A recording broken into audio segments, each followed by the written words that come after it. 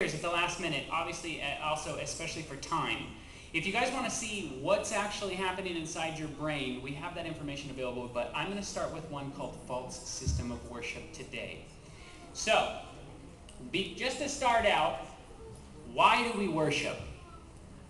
Do you ever think about that? Why did God design each one of us to worship? And you see, why is this an interesting topic to talk about in today's day and age? Is because we know that the angels in heaven worship, right? We know that the war in heaven started over worship, right? We know that the entire war is going to end over worship, right? So how important is this topic of worship? Very important, right? And in today's day and age, I see this system of worship thing that's set up today that is distracting many, many, many people. So, if we look at what does it mean to worship and how are we supposed to worship, we look at Matthew 4:10, and it says, this is Jesus being tempted by Satan, and Jesus himself says, "Get thee hence, Satan, for it is written, thou shalt worship the Lord thy God, and him only shalt thou serve." Only God is desirous of our worship. Or I should say, he's the only one that we should be worshiping, right?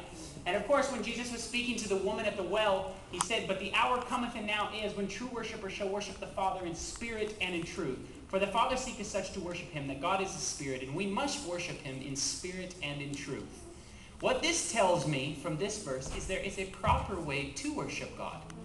And that proper way to worship God, he has outlined in the Bible what parameters he's put upon worship. Now, of course, if he's set up a proper way of worship, then the devil has counterfeited that and set up many false systems of how to worship God.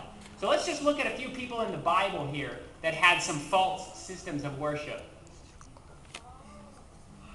I think maybe we might need help clicking through the next slide.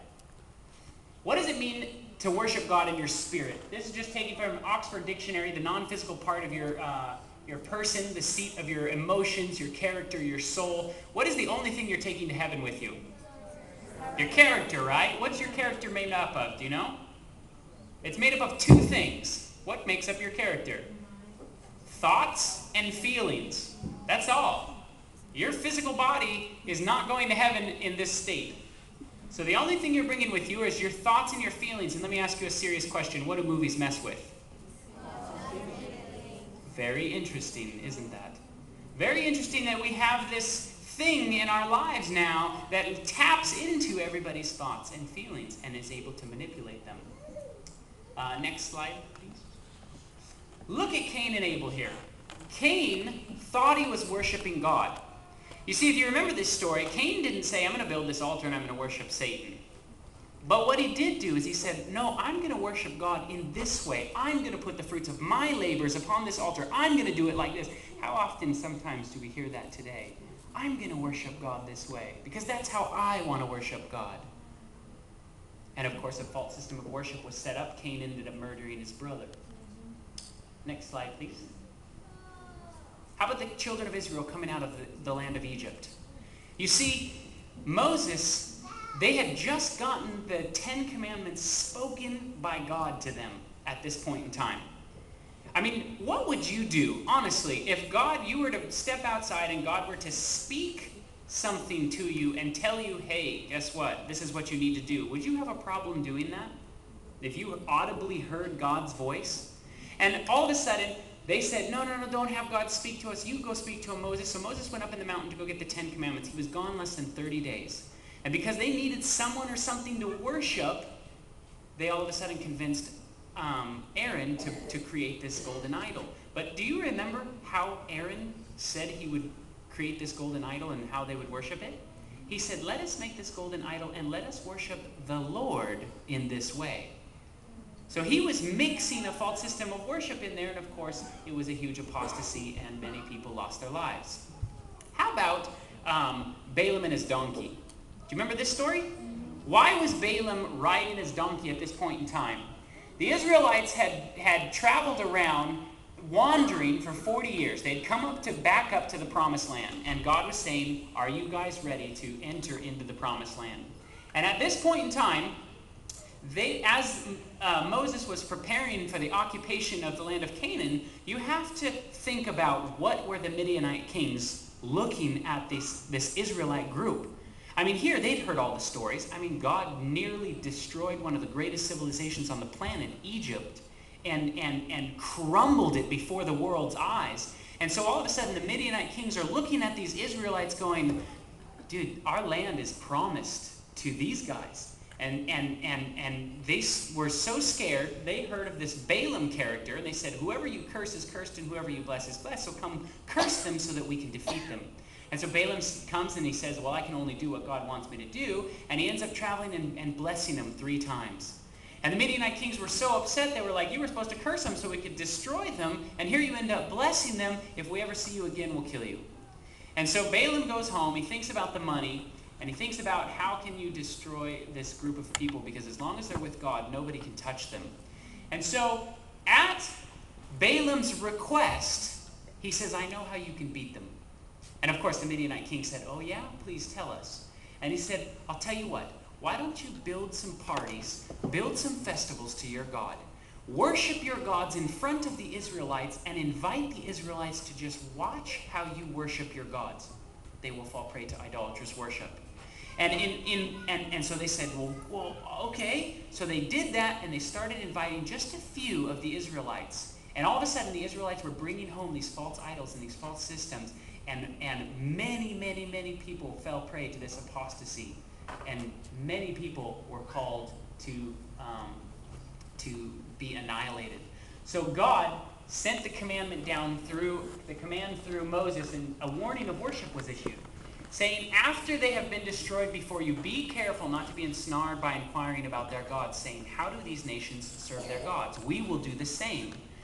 And you must not worship the Lord your God in their way, because in worshiping their God, they do all kinds of detestable things that the Lord hates. They even burn their sons and daughters in fires as sacrifices to their gods.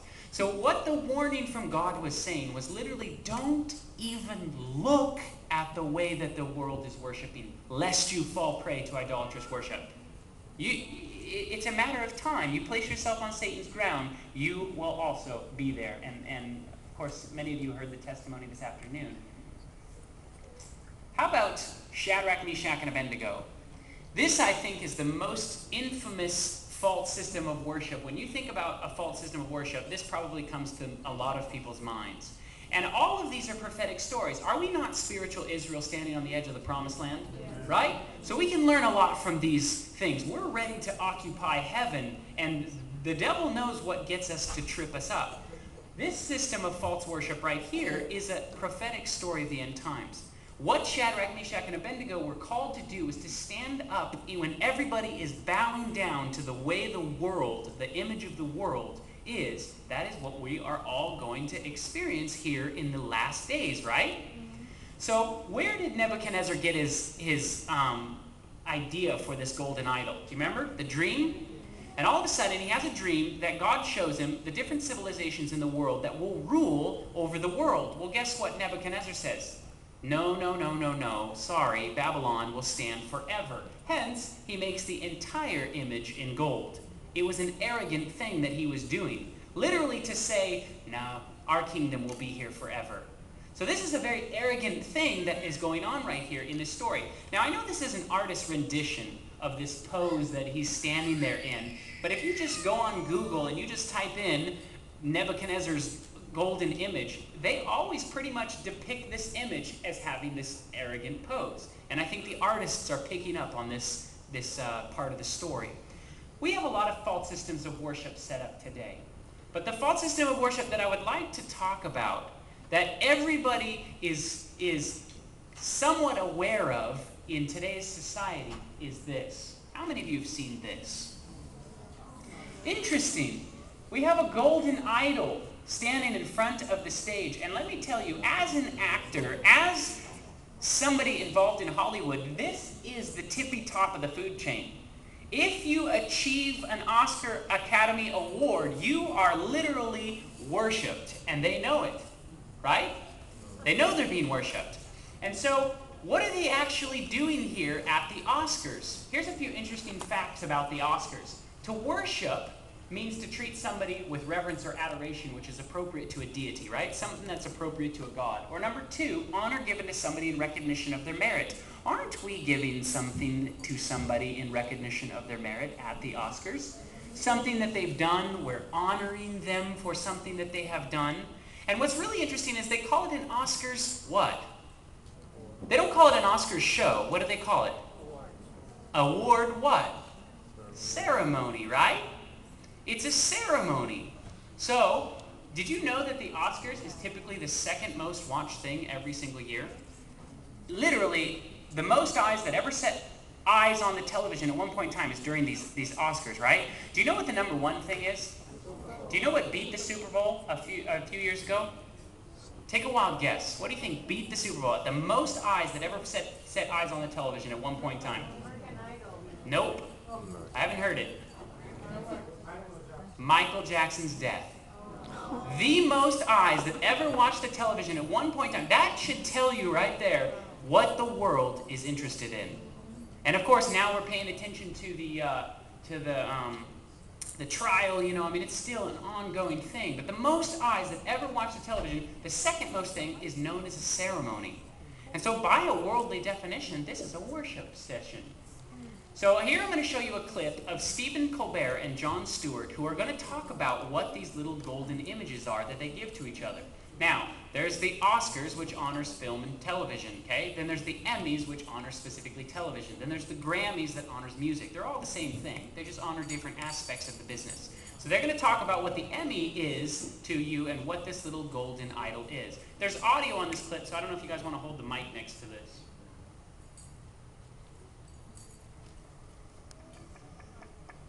Here, I'll start it over.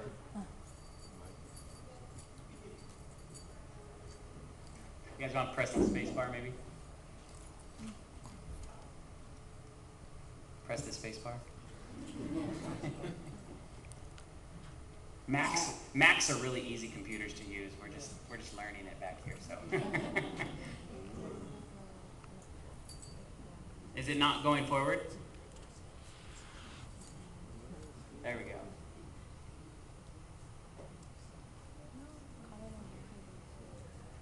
No audio?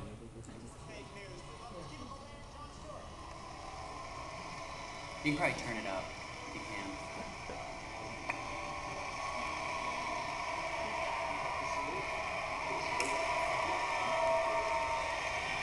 Thank you. Thank you very much. It's a pleasure to be here tonight. Good evening, godless sodomites.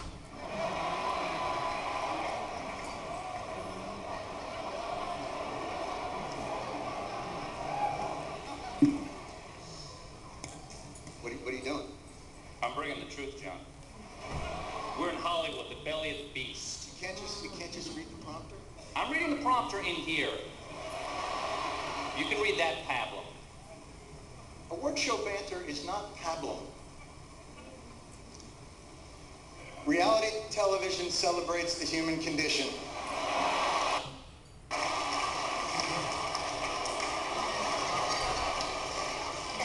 By illuminating what's extraordinary in the ordinary. It warps the minds of our children and weakens the resolve of our allies.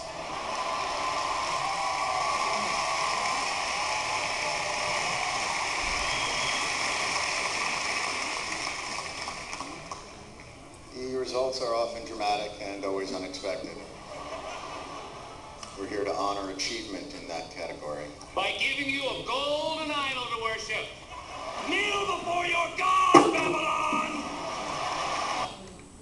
Kneel before your God, Babylon. Why are they making fun of this whole genre of reality television? Because the actors believe that they are part of the elect. And here these reality star people who aren't these special actors are starting to get recognized, and now they're literally saying, okay, you guys, now we have to honor you. So they're making fun of it, and they're saying, here's your golden idol so that you can be worshipped too. Everybody kneel before your God Babylon. Now there is a truth in every joke, right? Wouldn't be funny if there wasn't any truth in it. So these guys are picking up on something that I think you'll find interesting. And it'll make a lot of sense to you. Why does the Bible say, come out of Babylon, come out of Babylon? Keep that in the back of your mind as you watch some of these things. Is this an isolated experience? Has this been the only time that this has happened? And I must forewarn you, this might shock some of you. This kind of a thing has happened more than once. We're going to run the unedited version. What? And be warned for you people, you may be offended, maybe. Watch. Now look, a lot of people come up here and they thank Jesus for this award. I want you to know that no one had less to do with this award than Jesus. He didn't help me a bit. If it was up to him, Caesar Milan would be up here with that damn dog. So all I can say is, suck it, Jesus, this award is my God now! Can you imagine what's going to go through her mind when our Savior and our King comes through those clouds? And she's going to be standing there going, I traded this for that. They know they're being worshipped. When I was trying to be a part of this business, that's the whole reason that I got into it, was to be worshipped. That's what I desired, to have that recognition. And so this is a very common thing with people involved in this business. Oscar. If anyone wants to take a random guess what the name Oscar means, it's Scandinavian and Old English in its origin. And it literally means divine strength or divine spear. Divine is, of course, of, from, or like a god. And spear is, of course, a weapon, right? So is it possible that the devil has raised up these godlike weapons against us? How many of you, I think, might be out of range. Oops. How many of you recognize that building? That building. It's where they used to hold the Oscars until 1999. It was held in this building here in Burbank, and it's known as the Shrine. Okay, keep in mind, are you listening to all this dialogue? Here we have this thing called the Oscars. It's a ceremony. It's held in a building called the Shrine, and it's a building that was founded by William Florence and Walter Fleming, two high-ranking Scottish Rite Freemasons. Now, Hollywood has long been interested in Masonic activity. I'm not going to go into an explanation of what Freemasonry is. You guys can look that up on your own time. But I do want to show you something that's very interesting about the entertainment industry, okay? In fact, these guys are all high-ranking Freemasons. The guys that started Metro-Goldwyn-Mayer, Warner Brothers, 20th Century Fox, all 33rd degree Freemasons, okay? So they've all been involved in this secret society. For those of you that don't know what a secret society is, it's a group that gets together, they meet secretly, they have this like ladder that they climb up to. There's supposedly 33 degrees that you can get to. The first few degrees, basically all the way up to 30, are very helpful to the community. A lot of them do a lot of good. And it isn't until you get to 30, 31, 32, 33 that they read a book called Morals and Dogma, written by Albert Pike. And in that book, it's like their Bible, it says, we follow Lucifer himself, the light bearer. So the tippy top guys, they know that this organization at its top are following Lucifer. Now, I'm not here to convince you if this is real or if it's not. You can look that up on your own time. I do want to point something out about the Oscars, though. These two pictures are Freemason pictures. When you get involved in these secret societies, they teach you how to spot Freemasonry in the real world. So, the picture here is the Sun Man. Notice the sun is the head of man. They have a lot of sun worship that's incorporated into Freemasonry, okay? Notice the checkered floors. Notice all these little symbols and things. What those mean to people is when you spot that in the real world, you can go, oh, they're part of our church, or they're part of our thing. You know what I mean? It's kind of like branding, if you would, so that people know who's part of what. Now, these are called Masonic tracing bars. Notice the ladder, notice the sun motif, the checkered floors. All these things have a specific meaning. Now here's the last time they ever held the Oscars in this building called the Shrine, which is a Freemason building, okay? This is inside the Shrine at the Oscars. Notice the sun motif in the ceiling. You always know you're in a Freemason building when you look around and the architecture has a lot to do with suns and all sorts of things. So here's a clip of them honoring somebody on this last thing, and I want you to pay attention to the stage.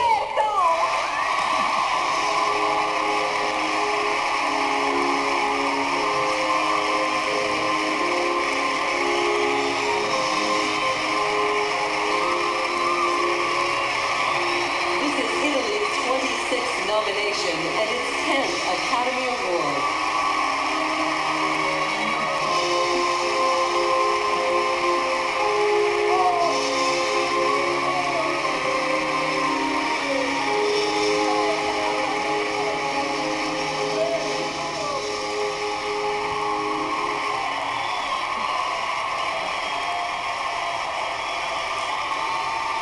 pause. What do you notice about the stage? Interesting. You have all these different elements. You have a checkered floor. You have the arches. You have the stairway. In fact, let me change it to a different part of the thing. I'm going to put another Masonic tracing board up here. Here's a different one. Okay? But it's just here to illustrate all these different parts of these tracing boards. So here's the sun motif beaming down onto an altar on the center of the stage with the arches and the checkered floor. That's exactly what you got here. Arches, sun motif beaming down on an altar in the center of the stage. This is high-ranking Freemasonry at its finest, and it goes over the tops of most people's heads because they don't know what they're looking for. And so this is so when people watch this, they go, oh, we own this. This is part of our business. Now, it moved, the whole operation moved to the Kodak Theater. And the Kodak Theater is where they hold the Oscars now. Does anybody recognize this? That's the gate to Babylon. This is Isis and Horus. This is sun worship. This is old ancient Egyptian things. In fact, notice the archways. This is inside the Kodak Theater. Notice the checkered floor motif has happened now on the thing. The sun motif in the thing. This is still their operation. In fact, I used to live right here. See this building right here? I lived one building over from this. I watched them build this whole entire thing. The entire Kodak Theater Mall is built after a movie in 1912 called Intolerance. And the set of the movie is a depiction of Babylon, and they have built the entire thing just like Babylon. And guess what? If you go, there's a plaque on the wall right here, okay? And look at what this plaque says, Babylon Court. And there's me right there. Well, obviously. And I'm just showing you what this whole thing looks like. They're not ashamed of calling this Babylon. They know it's Babylon. They're making this whole thing after Babylon. And you know what's really interesting? So many people are caught up in this. And watch this. I was caught up in this, and I was a pretty God-fearing Seventh Adventist child growing up. And when I ended up there, even though I heard and saw all this terminology, it still took me away from God. But where does this whole sun worship thing come from? Do you know? Back in the Tower of Babel, you remember Nimrod? And when Nimrod died, it was believed that he went into the stars. And that was the first time that we ever had this recording of somebody worshiping the stars. Astrology, all that stuff, right? Right? Wrong. Guess what? Worshiping of the stars happened well before that. Revelation 12:4. This is what it says. And his tail drew a third part of the stars and did cast them to earth. Whose tail drew a third part of the stars and cast them to earth? Satan. So who are the stars? Satan and his angels, right? Angels are stars. So, of course, Isaiah 14:12 through 14, we've heard this verse a million times. How art thou fallen from heaven, O Lucifer, son of the morning? How art thou cut down to the ground, which did weaken the nations? For now it is said, I will ascend into heaven. I will exalt my throne above the stars of God. I will be like the Most High. Star worship has originated with Satan, wanting to be more infamous, more famous with God. All of those evil angels that fell with Satan are desirous of worship. So guess what? They have now transferred all of that worship where throughout the history of time, it used to be an idol, like literally a wooden idol, and people would worship it. I spent some time in Taiwan, maybe last year or whatever, and that was the first time I'd ever actually seen Buddhist idols, huge Buddhist idols. We don't have those in this country. So I was like, wow, people really still go and worship a golden statue? But you know what the devil has figured out? Guess what's better than a golden statue that doesn't walk, talk, breathe, or listen? He calls it people. Stars. We now have baseball stars, basketball stars, rock stars, movie stars. You name it, we've got a star for it. We've got vacuum cleaner stars, golf ball stars. We got stars coming out our ears. Everybody's a star these days. And people are worshiping the stars. Same sort of thing. It's the same exact thing behind the scenes. And even Mr. Kermit the Frog has his own star. I want to point something out about this Kermit the Frog thing, though. What is this thing that they're doing right here? Have you heard of the Walk of Fame? Right? And they're immortalizing these characters, and they're putting them in stone. I want you to think about that for a second. Immortalizing character and putting in stone. Remember, the devil has a counterfeit for everything that God does. So what did God immortalize and put in stone? the character of God. And it's interesting that now the devil has taken his characters, immortalized them in stone, and people follow and want to be just like these people. And I was one of those. Here's an interesting article that I found in the Time magazine a few years back. They actually did a huge study on celebrity worship. Is it good for your health, is what the whole study was about. And here's what's interesting. Who among us has fallen victim to a little bit of celebrity worship? Now, new scientific research has found that celebrity crushes are not only common, but maybe even healthy. A study published September 10 suggests that the act of celebrity worship may boom some people's self-esteem. Tell that to all the little girls that are looking through the magazines trying to be like them. Because people form bonds in their minds with their favorite celebrities, they are able to assimilate the celebrity's characteristics in themselves and feel better about themselves when they think about that celebrity. That is 100% true. Think about it. If you focus on Brad Pitt, you want to become like Brad Pitt, right? If you focus on Jesus Christ, guess who you get to become like? Amen. Jesus Christ. So if you sit there and you pay attention to the characters, the celebrities, the things of this world, more than you pay attention to the character or God, guess what you become like? Studies have shown this over and over and over again. They know this to be true. If you're spending more time reading your Bible, watching movies than you are reading your Bible, I guarantee you are taking those characteristics on in your life in some way, shape, or form, and they've proven that. 1 Timothy 4:1. Now the Spirit speaketh expressly that in latter times some shall depart from the faith, giving heed to seducing spirits and doctrines of devils. Now, why I want to point this verse out is we know that there are seducing spirits, and notice this right here. Some shall depart from the faith. That means they had a faith to begin with. Don't think that just because you know about God, you're safe. I could know everything there is to know about President Obama. Okay? Literally. Know what his favorite color is, what he likes to eat, where he likes to hang out, everything that I know about President Obama. What do you think they would say if I showed up to the White House and said, let me in? I know this guy. Yeah, exactly. He doesn't know me. I'd be handcuffed in straitjacket, put into a back of a van somewhere and dropped off miles away from there. So is it possible to know everything about God and not know God? Don't think that this is just a matter of information you need to understand and read and learn about God. It's about a personal relationship. And that personal relationship will only keep you away from these seducing spirits and doctrines of devils. I grew up, I had all the knowledge. I had no personal relationship.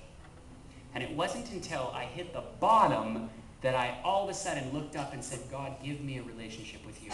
And that's what brought me to where I am today. I want to show you this, and the only reason I show you this is because I want to illustrate to you how quickly you can fall away from God. This was one of the first jobs I ever booked in Hollywood. Very first one. And it was a modeling job. Okay? And it was for a very famous photographer that shoots all kinds of these crazy photography magazines. And he said, hey, you look like one of these guys in one of these boy bands. Can I shoot you? And I thought, sure, why not? And so I showed up, not thinking, I had no idea who the guy was, and it was a huge set. It ended up being like this huge spread in this magazine for 6 months on the stand. But it illustrates the life of a young Hollywood star, okay? So here's what it looks like at our typical auditions. There I am right there in the yellow pants holding on to my headshot. That's actually really my headshot. And this is typically what it used to look like when I would go to these auditions, okay? There's me, we book this part, we start singing, that's me right there, we're becoming famous, and all of a sudden, you know, we're on the scene. Notice this red shirt that I'm wearing. What's really interesting about this red shirt is it's a shirt of Jesus Christ with a crown of thorns around his head. You can't see it from this picture, but I thought it was so interesting. Why did the wardrobe come up to me, the only Adventist kid from Paradise, California of all places, and give him this t-shirt to wear with Jesus Christ and a crown of thorns on his head? And I kind of looked around the room and I was like, should I tell him I don't want to wear it? And I said, oh, whatever, I'll put it on anyway. But that's just kind of interesting to me. Now they make dolls after us for little girls like this to worship. We're partying, drugs, girls everywhere. We get busted by the police. Now we're on this talk show and it says this: How did it feel to be so successful, so young, so brief, to lose your friends, your families? It must have been devastating. Do you realize I was probably in Hollywood for less than a couple of months when I booked this, and I was fresh out of Adventist college? And literally, I believe it was God saying, Scott, if you go down this road, this is how your life will end up. And you know what? My life pretty much ended up in this way. I was foreshadowed exactly what was going to do, and I said, where do I sign? Sign me up. I want to go down this road. How did I lose my way? I loved this business so much. And this is from a little documentary, Good Fight Ministries. If you guys haven't heard of the Good Fight Ministries, you should Google that, look at that. We were very inspired by them. They're a Baptist ministry that does almost kind of similar to what we did. And they put this little clip together, and this will show you what some of these actors get their inspiration from in their acting. How are so many of Hollywood's most famous actors and actresses able to be so amazingly effective and convincing in their performances? That guy was so electrifying that it came through the television. How is it that they can move us to laughter, tears, or anger at the drop of a hat? Are they truly gifted with natural talent, as many suggest? You see this and you're dazzled by their talent. Do they possess a creative streak of genius that is unknown to most men? Or unknown to most men, are they in fact possessed? Is it possible that these actors and actresses are possessed by demonic spirits who have a specific agenda to fulfill? Oscar award-winning actor Denzel Washington told 60 Minutes exactly how he brings forth his best performances. Basically what I did was got on my knees and sort of communicated with the spirits. And when I came out, I was in charge. Powerful scene. Powerful scene. I couldn't have acted that. I couldn't have written that down and made a decision to play that. What, are you gonna smoke that? Nope, you are. Hell if I am. Yeah, Jesus wait. Yeah, Jesus wait. The one-woman entertainment empire known as Oprah has strong affiliations with the demonic realm. The most familiar face on television says, "You can not only use your body and physical self. This is how I see acting. I ask my body to be the carrier for the spirits of those who have come before me in a way that is most meaningful to the character. Just become the vehicle for that character." calling out for these entities to take her over so that she may become a sparkling puppet, Oprah admits of her work before the camera. I tried to empty myself and let the spirit inhabit me. With her global influence, her shows have become a smorgasbord for the New Age agenda. A lot of actors who don't mention their names, of course, are very much into this. Magic only exists if you allow it, if you open yourself up to the possibility. If Mr. Denzel Washington is getting on his hands and knees and praying to the spirits, and in the longer version of that clip, they were asking him how he did such an amazing performance in his movie Glory.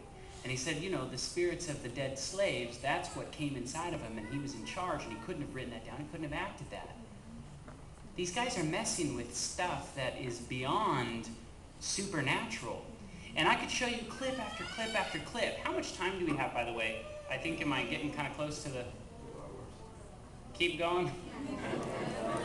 Well, I know that they've got something that they're wanting to do afterwards here, so please, somebody just throw something at me if you want me to get off the stage.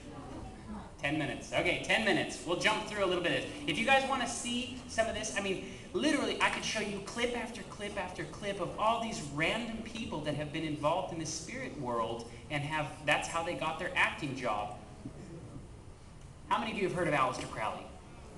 Few people have heard of Aleister Crowley. He's known as the most wicked man in the 20th century. Literally, this guy wanted to be Satan's right-hand man. And he is responsible for the Church of Satan. He's responsible for Scientology. Ron L. Hubbard thought that he was continuing on Aleister Crowley's work. So many artists in Hollywood are so into this guy. V for Vendetta, the movie? Literally, line by line in that movie were taken from Aleister Crowley's writings. And in fact, they even put a little Aleister Crowley cartoon in the graphic novel version of V for Vendetta, and they even call him Aleister and all sorts of stuff. So lots of people in Hollywood are very into this guy's writing. The Beatles were totally into this guy. In fact, the Rolling Stones, all these different rock bands were really into Aleister Crowley. In fact, they put him on the cover of his on their cover of their album right here. Okay, have you guys ever heard of a little album called The Abbey Road? Okay.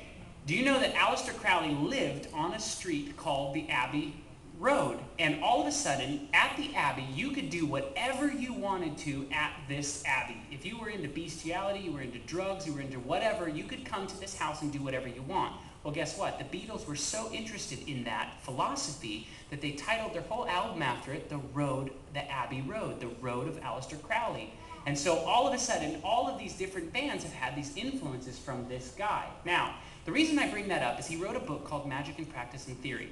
The BBC put an interesting documentary out on this guy, and it's not coming from any sort of religious perspective. If you want to go to YouTube and look up a really interesting documentary about this guy, type in The Most Wicked Man, The Wickedest Man, or something like that the BBC put out on him. And boy, they just have so much information, and they're not trying to convince you in some sort of like religious way. This guy was pretty evil. He wrote this book called Magic in Practice in Theory and Practice, where he outlined the best way you could be possessed by an evil spirit, okay? And there was a bunch of different ways, but the 3 best ways, he wrote this. There are 3 main methods of invoking any deity. The third method is the dramatic, perhaps the most attractive of all. It is certainly to the artist's temperament, for it appeals to his imagination through his aesthetic sense. Okay, let me put that in layman's English for you. One of the great ways that you could be possessed by an evil spirit is through acting. Why? Because those of you that have studied acting out there, and I've had a few conversations with you guys, I studied acting for 6 years. I know the theory, I know the practice, I know the mental state that you're supposed to get into. I know how you're supposed to empty yourself to become something that you're not.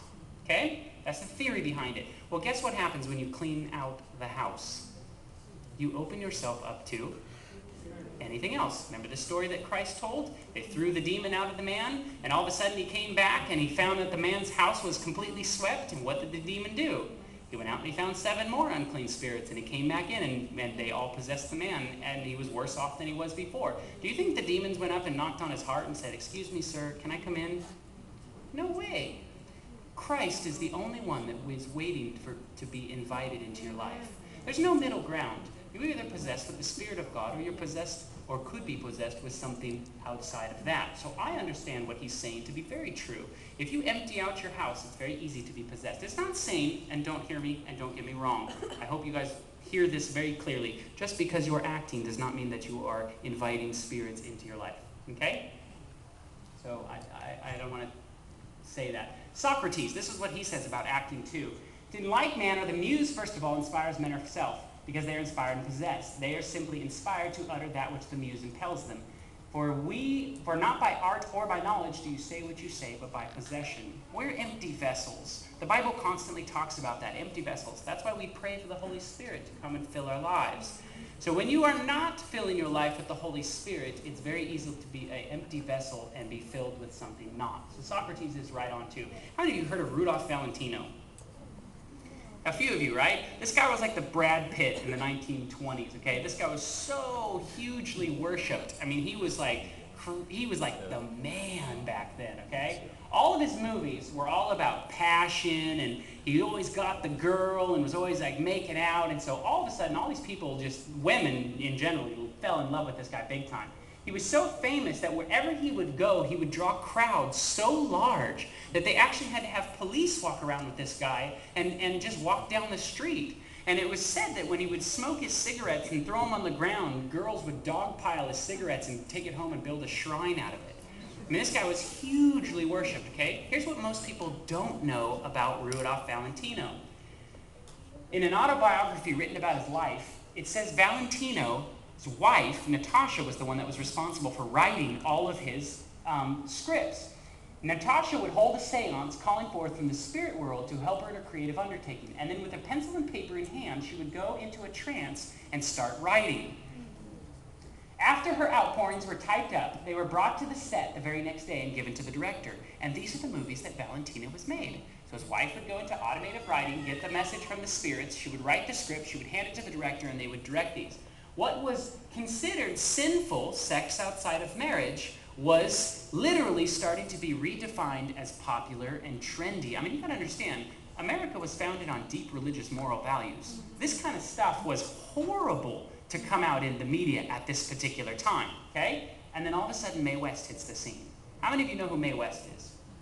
Few of you. Did you know that Mae West is single-handedly really irresponsible for the role a woman played in a marriage?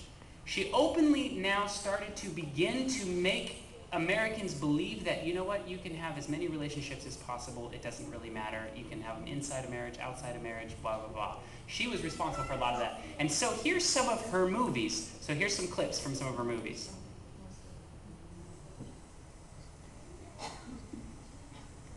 Maybe, here we go. 1930s, motion pictures were one of the mainstays of the Great Depression, and attendance to movie theaters skyrocketed.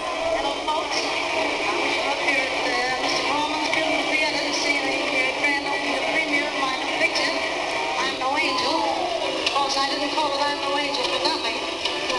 Don't forget, come up and see me sometime. Movie star Mae West was also known as the Queen of Sex and the Statue of Libido. Her work helped to topple the biblical sexual boundaries that were deeply embedded in the people of the early 20th century. She could have a romance with somebody outside of wedlock. I've got another man in my life. It was pretty raw. I don't know how many that It makes. was pretty raunchy for that era. Well, when I'm good, I'm very good. But when I'm bad, I'm better. No star had greater impact in the long run than Mae West. Mae West was a one-woman sexual revolution. So here's where Mae West was getting a lot of her inspiration for her movies, okay? So these are really racy things for this day and age and this time. I think if I can click forward here.